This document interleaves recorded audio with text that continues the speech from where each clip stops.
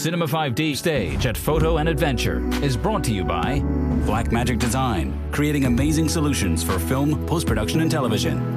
Rotolight, advanced LED lighting, and Canon. Live for the story. Welcome to the Cinema 5D Stage at Photo and Adventure 2019.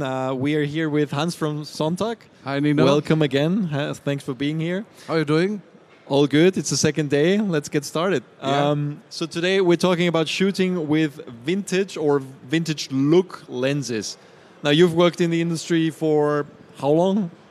Just about 30 years now. 30 years, and you've been working with a lot of old glass over the years. Sure. So I think let's get started actually with a sizzle reel. I mean, we are also sponsored by Canon here, and we will talk about the Canon Sumire lenses in a bit, which are vintage look lenses. But let's first look at the sizzle reel.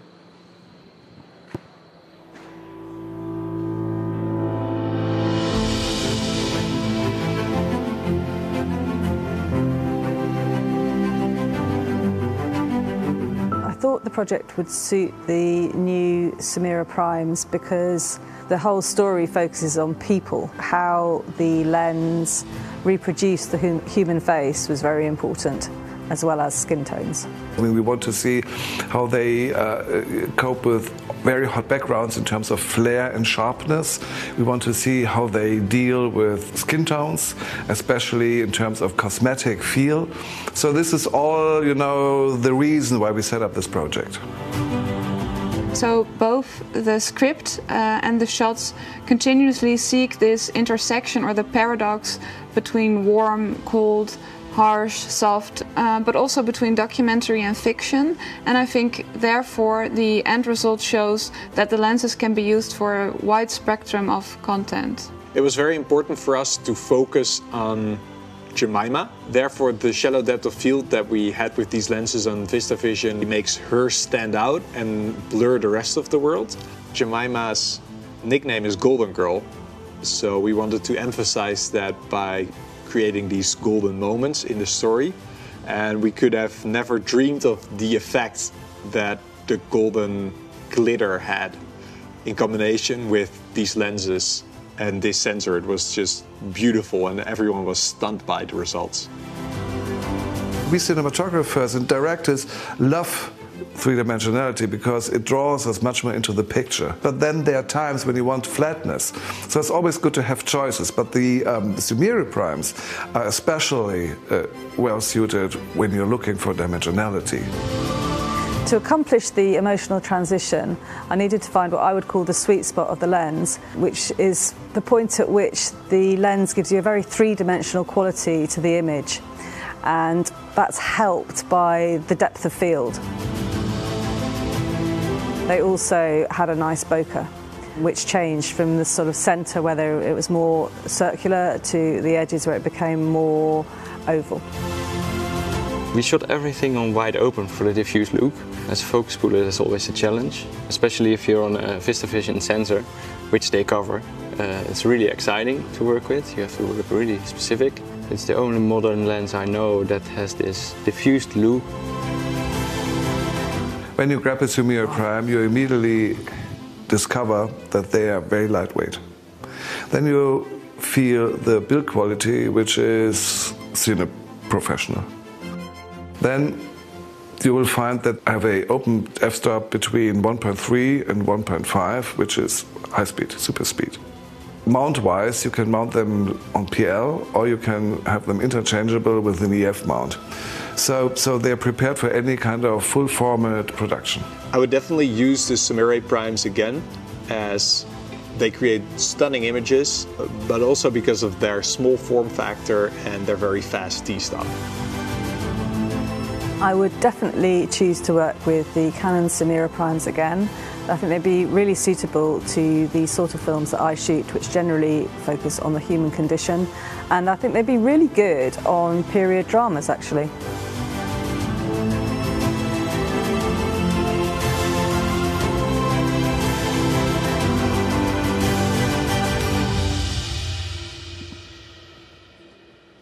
So I think before we talk about the Canon Sumire primes, we should talk about the vintage look in general. Why do you think in the last few years we've seen a huge boom in people shooting on these modern cameras with very, very old lenses? Why is that?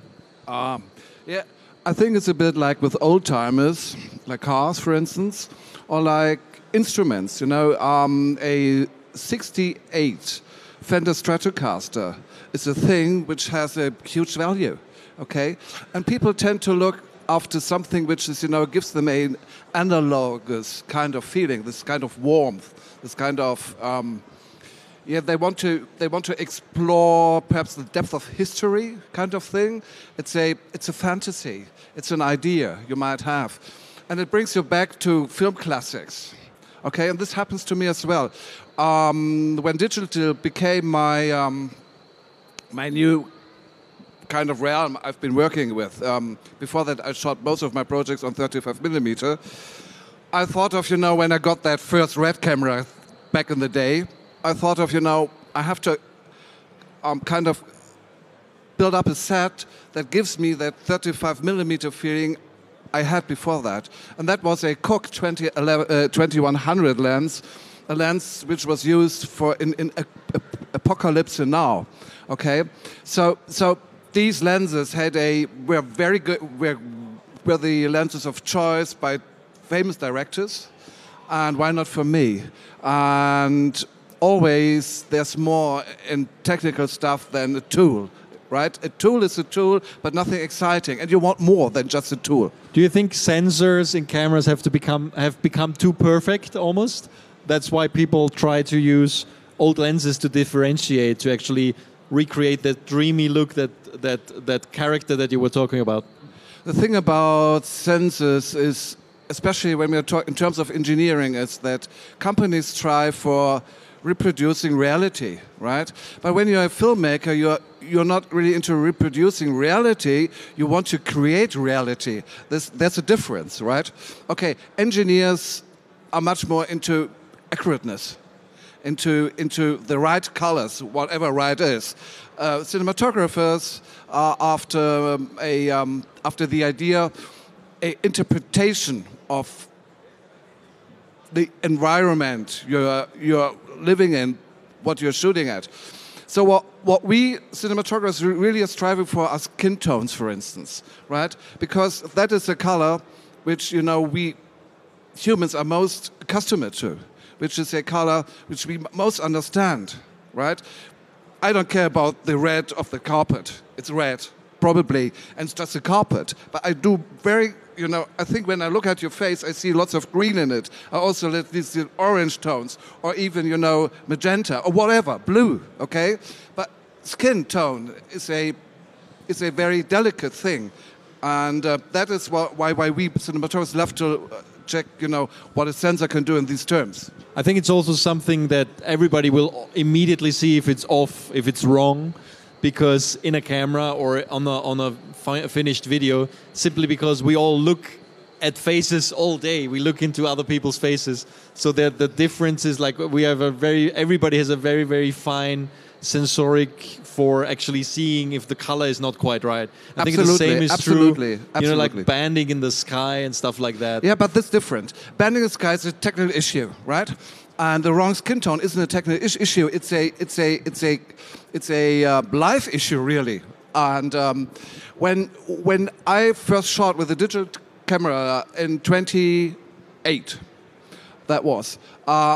I thought, well, I can't do that because, you know, 35mm gave you much more subtle differences in skin and overall beautiness. Organic look. Yeah, organic look, but it's not well, it's always the skin tones, if I must say. It's always the skin tones. That's the reason why, for instance, cinematographers love to shoot with the Alexa, because Ari got that right. They are not striving for the right blue sky. It's always a bit off to cyan. They strive for the right skin tones, which are not right, but which sort of, you know, it's difficult to explain, but it gives you the cinematic feeling of skin. Yeah, that's the one thing. That's, as you said, it's difficult to explain to engineers. They want to get everything perfect. Yeah. Now, for many years, with digital cameras also, at the same time, we've had the development of almost perfect lenses in a sense that completely straight, Absolutely. no Absolutely. distortion, perfectly sharp from wide open to stop down. But in a way, it's creating a clinical look, and that's what we want to get away from in many productions. Yeah, the thing is, Zeiss, and I think it was 24 or something, they came out with the Master Primes. They were tack-sharp lenses, and you couldn't distinguish between open rose and T8 in terms of sharpness, right? So, and they were very nice on 35 millimeter, but when you put them on a modern digital camera, you find it very, very clinical. So we want to fight that, because the sensor isn't film anymore. It's a different media, right? So we want to fight it, and we do fight it with vintage. That is what we did, and we still do.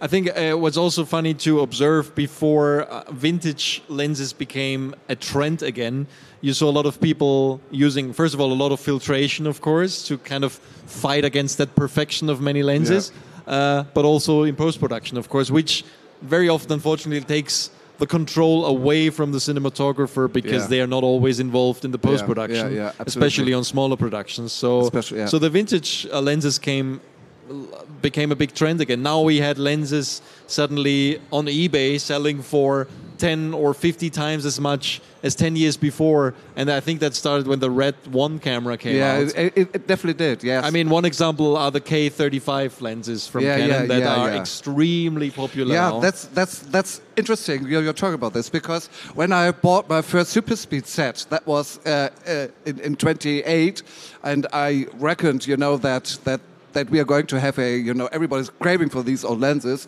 and I bought it back then, and I sold it last year for triple the price, okay? Triple the price, and we are not talking about hundreds, we're talking about thousands of euros.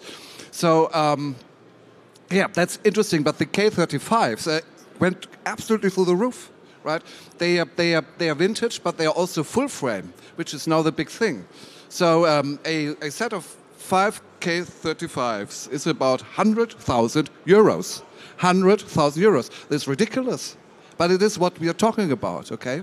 Yeah, it's demand and supply, I guess. And there's absolutely. not a lot of supply, but a lot of demand right now. Yeah. So everybody's going for that character. You mentioned full frame. So full frame, of course, has become the new trend. It's now the new thing. Everybody wants to shoot on full frame cameras because, of course, we have an even shallower depth of field. We have a wider field of view, and we have this characteristic of the image that a lot of people got used to, and us cinematographers got accustomed to since the original 5D Mark II DSLR camera. Yes. And now everybody wants to have it for professional video. Now we have the cameras, but there is a bit of a lack of lenses because PL lenses very often only cover Super 35. Absolutely. Which is why there is a lack of full frame covering lenses. And that's the reason that the K35 went through the roof. Exactly. Yeah. So, and it started with Red, I guess, with a larger sensor. Yeah. But now we have also the Canon full frame and other full frame cameras. Arri, the RELF. Now the Sumire primes, I think you can see, I mean, Canon released a series of tech sharp, perfect, nice looking, beautiful looking prime lenses, I don't know how many years ago. Yeah. And that was a new field for them to go into professional cinema lenses. Yes. They also cover full frame. Yeah, they have brilliant zooms in the set. But they were only EF mount. Yes. And they did not have a vintage look. No. Canon was, as everybody else, striving for the technical perfect picture, right? Like Zeiss did and like Cooke did. Cooke was also a bit off comparing to that, okay. And but what Canon did, and that caught me really in a surprise, was that they thought of, well, faster, quicker, better isn't better anymore. We have to rethink about our customers. We have to understand that the lens isn't just a device that creates a picture on a sensor. It's much more. It's like an instrument, right? Like a music instrument. They understood that. I was surprised also by this because, especially coming from a Japanese company that is very engineer driven, like most Japanese camera and lens companies are engineer driven. Yeah. So to have them say, well, actually, here's a lens that's, you know, it is sharp, but it has a look, it has a character to it that is a bit more dreamy, and it is a bit more like those K35s that are so hard to get. Yeah, but then it took me a time to understand what Canon actually is about. And I found out that they have a long kind of history about skin tones and the idea of giving the people a tool in their hand which lets you create them nice pictures. So they have a dedicated color science on skin tones, and they always had a dedicated coating in their lenses to, you know, to support that idea of a friendly, nice, tender picture. So this is different to other companies which strive, for instance, much more for sharpness or photographical kind of, you know, rightness or whatever. So for me, in hindsight, what Canon achieved with the Sumire isn't a surprise anymore. It's a logical development from where they came and what they are standing for.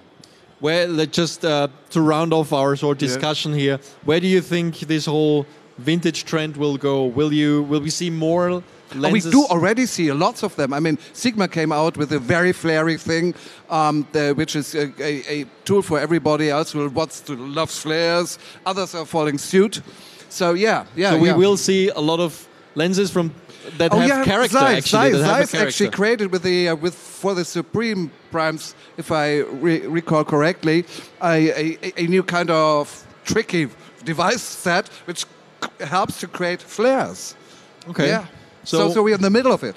So it's the reintroduction of character into lenses. Absolutely, absolutely. And we are talking about dimensionality. We are talking about flares. We are talking about colors. And every lens has got their own kind of style and feel.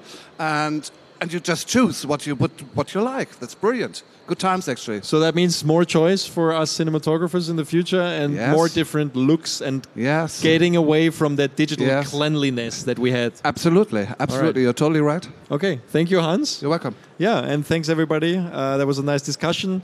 Stay tuned to our stage. We actually continue, I think, with Blackmagic design for another session. And see you soon on the Cinema 5D stage at Photo and Adventure 2019.